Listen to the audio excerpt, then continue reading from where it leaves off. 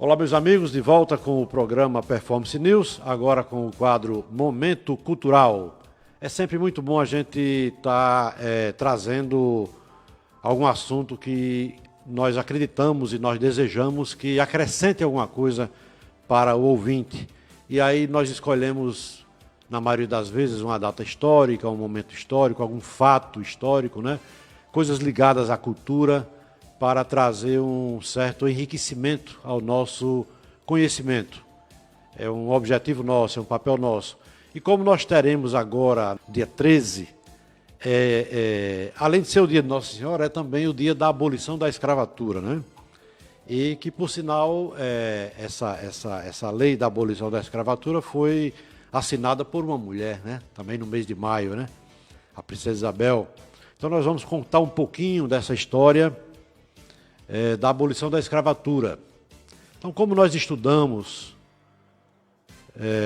nas escolas, né, ainda no primário, no ensino fundamental, nós aprendemos que o nosso Brasil ele foi colonizado pelos portugueses a partir do início do século XVI. Né?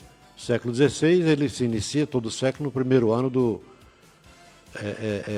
número seguinte, por exemplo, 1501 já é o século XVI. Então, a partir do início do século XVI, nós tivemos o início dessa colonização do Brasil pelos portugueses. Primeiramente, lá por volta de 1532, com a implantação das capitanias hereditárias, que era uma forma que foi encontrada de colonizar esse vasto território, não é? Trazer o desenvolvimento, trazer o povoamento para o Brasil, e foi doado aquelas faixas de terras chamadas capitanias hereditárias, entregues a pessoas de Portugal que viriam para cá por sua conta e risco, né, na condição também de empreendedor, naturalmente, para fazer a exploração das riquezas e desenvolver o país e remessa de impostos para Portugal. Com esse vasto território, né, em dimensões continentais e as inimagináveis riquezas a serem exploradas, tinha-se pela frente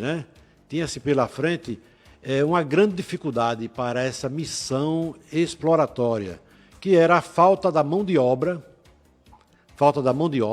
já que aqui os nativos que existiam, os índios, né, os verdadeiros donos da terra, eles não se submetiam às imposições dos colonizadores, né?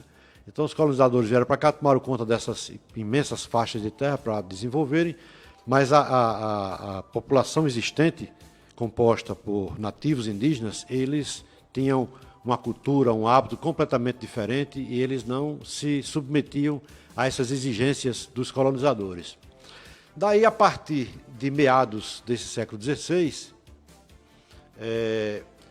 começaram a ser trazidos da África os primeiros escravos negros para esse pesado trabalho, principalmente na agromanufatura, né, no agronegócio da linha açucareira no Nordeste e a extração de metais preciosos em Minas Gerais.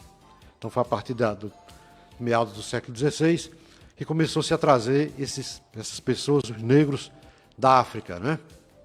Isso porque Portugal já havia conquistado grande parte do continente africano e tinha o domínio também sobre terras africanas e trazia esses negros da África para serem usados aqui com o trabalho escravo. Então, durante todo o período da escravatura, entre meados do século XVI e até o final do século XIX, ou seja, nós tivemos aí quase 400 anos, né, de escravidão no Brasil. Estima-se que Portugal tenha realizado nesse período cerca de 9.000 viagens da África para o Brasil, trazendo das regiões africanas do Moçambique, do Congo e de Angola, em torno de 4.800.000 escravos. 4.800.000 escravos. É quase 2 Rio Grande do Norte da população atual de escravos que durante esse tempo migrou, né, da África para cá, trazido pelos portugueses. Isso fora os quase 700.000 que morreram durante o desgastante percurso dessas viagens. Então tivemos um total, né, de aproximadamente 5 milhões e meio de pessoas que foram tiradas da África de forma assim obrigadas, né, para virem participar dessa construção do que hoje é o nosso país.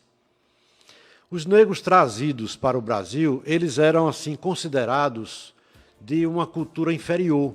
O português considerava os negros de uma cultura inferior, né? E por isso mesmo eles eram subjugados a esse trabalho escravo, em situações degradantes, com a vida completamente precária do ponto de vista humano, sendo sempre sujeitos a violentas punições em casos de não cumprimento das ordens que lhes eram dadas. Todo mundo sabe aí do sofrimento, né, que os escravos foram acometidos durante esse período, né? O próprio nome já diz, eles eram muito castigados, eles eram submetidos a trabalhos penosos, né? E ao longo de todo esse tempo, né, esse período de escravidão no Brasil, que durou mais de 3 séculos, isso é algo que nos envergonha, né? Isso é motivo de vergonha para nós brasileiros, essa fase tão longa da nossa história, com um sistema tão anti-humano que nós praticamos. Quando eu digo nós não estávamos ainda, mas nossos antepassados, né? Nossos antepassados. Isso é um motivo que nos envergonha muito, né? E que deixou também uma grande mancha na imagem dos brasileiros perante todo o mundo. É uma mancha, vamos até ser redundante aqui, uma mancha negra, né? Causada aos negros.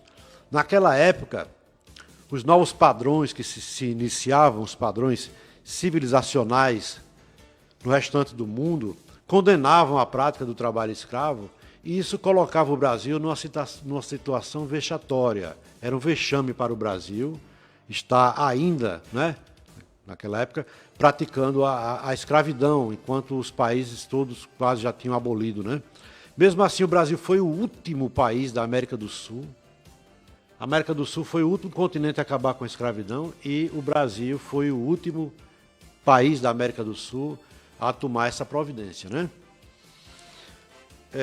Isso com grandes pressões internacionais e as mobilizações populares, que a essa altura, quase 400 anos, já existia também um grande contingente de brasileiros, né? Brasileiros frutos dessa toda miscigenação entre portugueses, entre, vamos dizer assim, pessoas também de outros países, né? Imigrantes que por aqui se estabeleceram, tipo franceses, holandeses e tal, com portugueses, com índios, com negros. Então, nós somos frutos de toda essa miscigenação. Então, a sociedade brasileira, fora os escravos, né, nesse caso, também foram muito firmes para a exigência dessa abolição da escravatura, né? Então, com essas pressões internacionais e as mobilizações populares em defesa da liberdade dos escravos do Brasil, no dia 28 de setembro de 1871, surgiu o primeiro avanço para a entrada em vigor da primeira lei abolicionista, que foi a Lei do Ventre Livre. Essa Lei do Ventre Livre, ela determinava que os filhos de mães escravas, nascidos a partir daquela data, não fossem mais escravos. Então, foi um primeiro passo para a abolição da escravatura, foi um primeiro benefício concedido a esses escravos tão sofridos, né? Aí, exatamente 14 anos depois, também num 28 de setembro, só que do ano de 1855, mais uma conquista é obtida com a entrada em vigor de mais uma lei abolicionista, a chamada Lei dos Sexagenários, que garantia a liberdade a todos os escravos com mais de 60 anos de idade. Mas era uma lei ainda considerada um pouco ainda desumana, né? Porque as pessoas somente ao atingirem 60 anos de idade, sob um regime de tanto rigor físico, inclusive, de tanto trabalho forçado, já estavam cansados para os seus últimos dias para conquistar essa liberdade somente para a sua, naquela época, 60 anos já era uma pessoa de bastante idade, né? Diferentemente de nós aqui, que já com mais de 60, mas ainda bem jovens, né? Então, depois disso aí veio o terceiro passo, que foi a abolição da escravatura, que veio a ocorrer no dia 13 de maio de 1888, 3 anos após a lei do sexagenário, né? 1888. É que aconteceu a abolição da escravatura por meio da Lei Áurea, né? Lei Áurea, que foi assinada pela Princesa Isabel. Essa referida lei, ela ela é chamada de Lei Áurea, né? Pelo seu caráter glorioso, que determinou o fim dessa forma desumana de exploração do trabalho. Porém, a abolição da escravatura aconteceu como resultado da Grande Depressão. Não foi um gesto apenas humano da Princesa Isabel, um gesto benevolente por sua espontânea vontade, né? Ela aconteceu como resultado dessa grande pressão internacional e das movimentações populares em defesa da liberdade dos escravos, além da criação de inúmeras associações defensoras dos escravos espalhadas por todo o país. A sociedade se organizou e criou uma espécie de associação de defesa dos escravos. Em todo canto tinha e era muita pressão, né? E essas associações, elas contavam com a adesão de grande parte da sociedade, pressionando o império. Era ainda no regime imperial, né? Isso foi antes da proclamação da República. Apesar dessas grandes pressões internas e externas, a abolição da escravatura não aconteceu como resultado apenas dessas pressões, mas também como uma tentativa de salvação da monarquia brasileira. Naquela época, a monarquia brasileira já estava bastante desgastada, o povo já queria uma mudança de sistema e a questão da escravidão era um ponto muito forte de revolta das pessoas com o sistema, né? Então, ela, além de todas essas pressões, ela também foi em função, né, dessa tentativa de salvação da monarquia brasileira, que já se encontrava saturada, o que não evitou sua queda já no ano seguinte, com a proclamação da República. Mesmo tendo sido atendido ao povo essa reivindicação que era secular, né? Era uma reivindicação secular, mesmo assim não evitou, no ano seguinte, acontecer a proclamação da República. E o escanteio, digamos assim, da monarquia, né?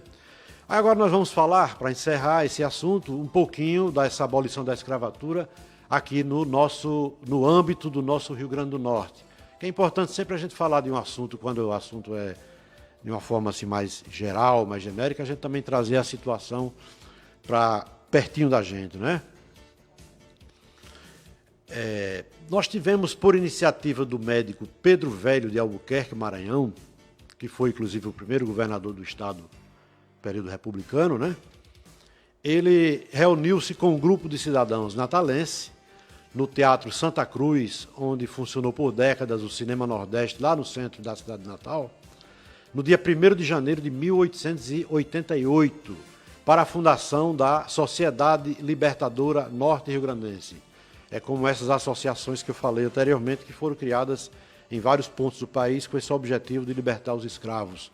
Então aqui foi criada a Sociedade Libertadora Norte-Rio-Grandense por Pedro Velho, né? Pedro Velho. Pedro Velho, que também é irmão de Alberto Maranhão, de Augusto Severo, da família Cavalcante de Albuquerque, Maranhão, que é a família das mais tradicionais do estado, que teve os 4 primeiros governadores seguidos, que teve um dos fundadores da cidade de Natal, a primeira capital, que é o Jerônimo de Albuquerque, né? Maranhão. Então, foi ele quem criou a Sociedade Libertadora Norte-Rio-Grandense. E essa entidade, ela tinha o nobre e generoso compromisso de acabar com a escravidão no prazo de 1 ano em todo o estado do Rio Grande do Norte. Tinha esse compromisso, né? Nessa época, já prevaleciam as 2 leis abolicionistas conquistadas anteriormente pelos escravos brasileiros, que era a lei do ventre livre e a lei dos sexagenários.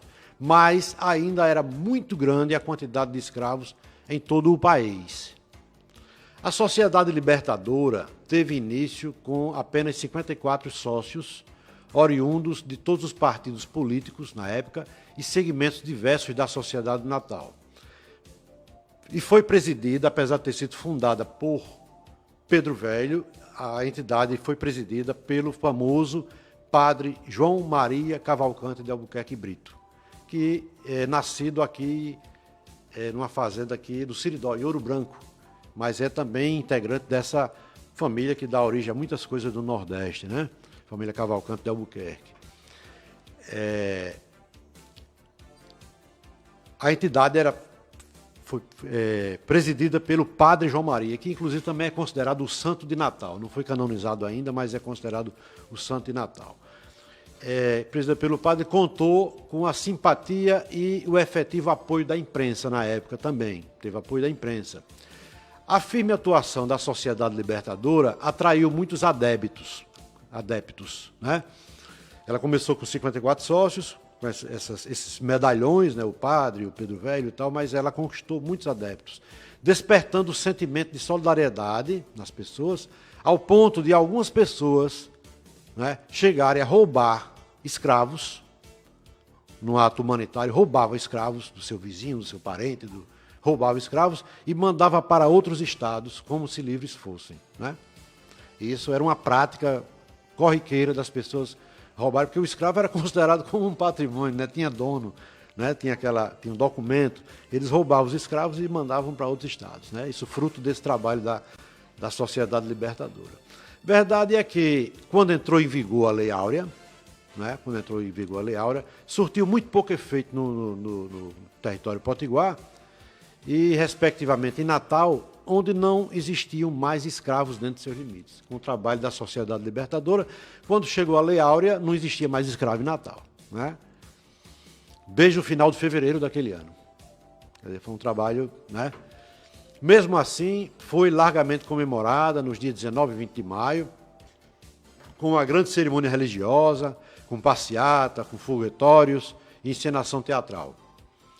Mas também um grande feito dentro do Rio Grande do Norte, do nosso território, que merece louvor e merece registro, é a cidade de Mossoró, que foi pioneira no Brasil a abolir todos os seus escravos antes da abolição oficial, né? E mesmo antes de Natal, que deixou de ter escravos no final de fevereiro, Mossoró, no dia 30 de setembro do ano anterior, já não contava com nenhum escravo dentro dos limites do seu território. Então, esse é assim um resumo da história da abolição da escravatura, da importância que teve, né, que tem a presença dos negros na nossa formação, na construção do nosso país, e que isso deve ser sempre reverenciado, deve ser reconhecido, né? Negros hoje, que é uma população diminuta, até por conta dessa miscigenação, a mistura de raças, e a raça negra original ela vai diminuindo, mas que eu acho que ao longo dos últimos 100 anos vem se tentando reconhecer, né, através da cultura, da classe artística, em muito menor grau pelos que podem resolver, né, que é a classe política, mas eu acho que a cultura tem dado uma grande contribuição nesse reconhecimento e nessa reposição de justiça que se deve ter para com os negros, que tanto suor, tantas mortes, tantas doenças tiveram em função desse esforço além da capacidade humana de participar da construção do nosso país, né, em que vivemos hoje em condições tão diferentes, né, condições tão confortáveis, graças a Deus, e graças também aos esforços desses nossos irmãos que quase já exterminados do nosso convívio, né? Então eu gostaria de registrar aqui essa parte da história, né? Para que tenhamos conhecimento, para que reflitamos sobre isso e ao mesmo tempo dizer também de tantos outros tipos de escravidão que ainda vivemos. Apesar da abolição da escravatura, apesar de não termos mais os escravos como nossos servos, como escravos, os negros como escravos, mas nós temos diversos outros tipos de escravidão. Nós vemos aí, dentro desse processo da pandemia, né, um outro tipo de escravidão, que é a prisão domiciliar, não é? que é o medo do futuro, né? E só se a gente citar só essa questão da pandemia, nós iríamos citar aqui diversos tipos de escravidão que estamos vivendo em função dessa pandemia. E nós temos diversos tipos de escravidão que vivemos pela desonestidade da maioria dos nossos políticos, pelos atos de corrupção, pelo desvio de recursos, né?